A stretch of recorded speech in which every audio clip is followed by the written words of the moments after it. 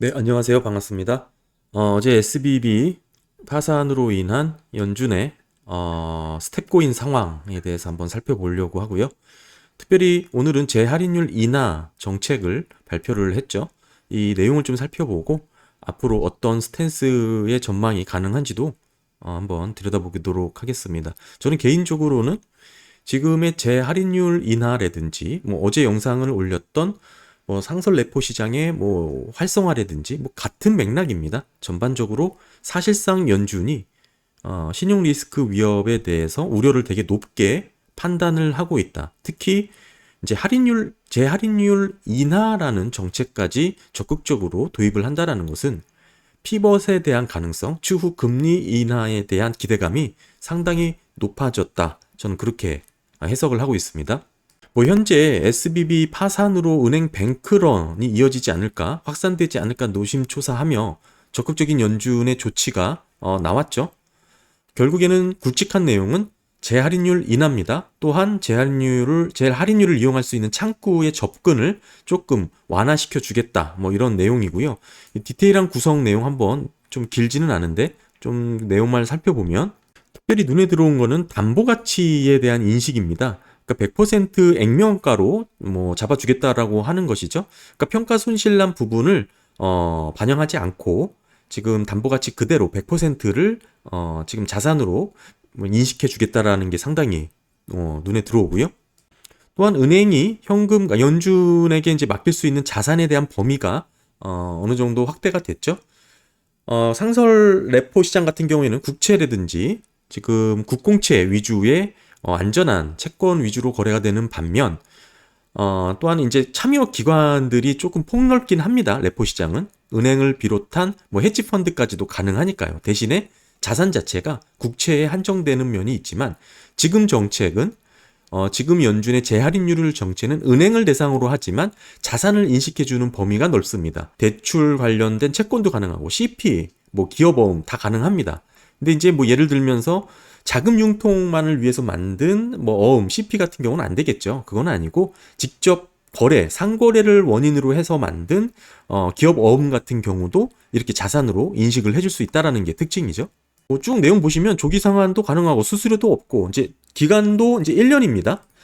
뭐 1년짜리라는 게 조금 기간적인 면에서도 좀 어느 정도 단기 거래가 아닌 조금 확장된 면도 있지만 지금 문제가 장단기 듀레이션 차이에 대한 리스크 요인이잖아요. 그러니까 1년짜리가 그렇게 뭐 완전한 리스크 요인을 해치할 수 있는 기간이라고 보기는 어렵지만 이 자금의 특성이 원래는 초단기 하루짜리 그런 콜글리 개념의 이제 자금 유동성이기 때문에 그런 면을 놓고 봤을 때는 그렇게 매력적인 부분이라고도 볼 수가 있겠죠.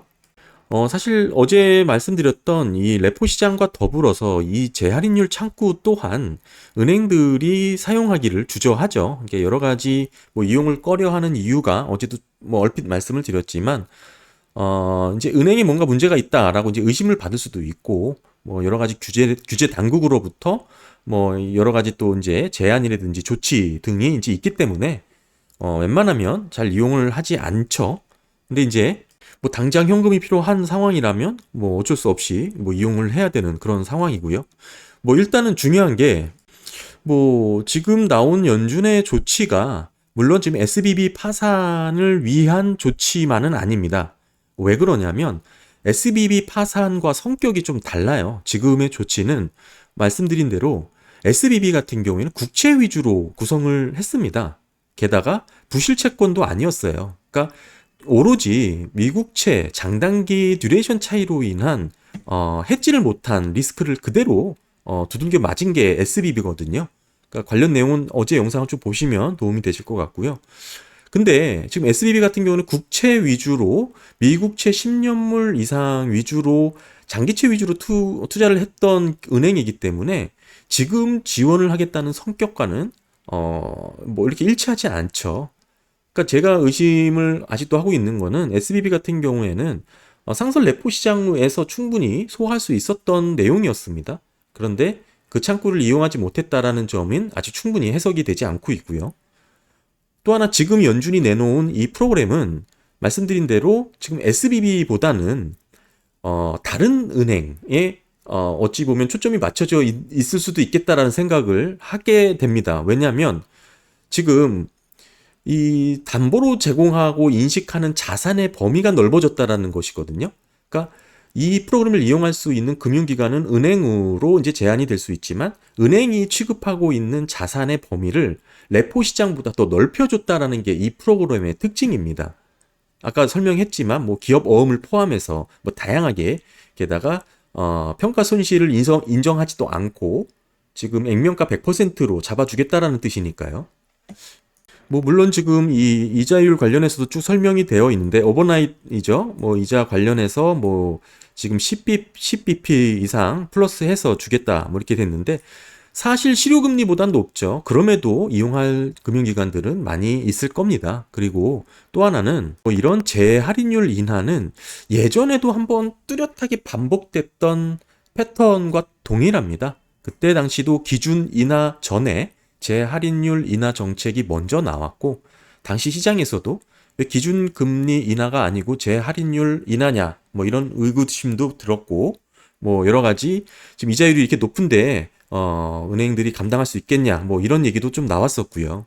중요한 것은 중소형 지방은행들의 손실 리스크를 연준이 생각보다 좀 빠르게 이렇게 커버리지를 할 수 있는 프로그램을 내놨다는 뜻이고 앞으로 뭐 정책 금리를 결정하는 데 있어서 상당한 부담 요인이 되는 것은 확실합니다.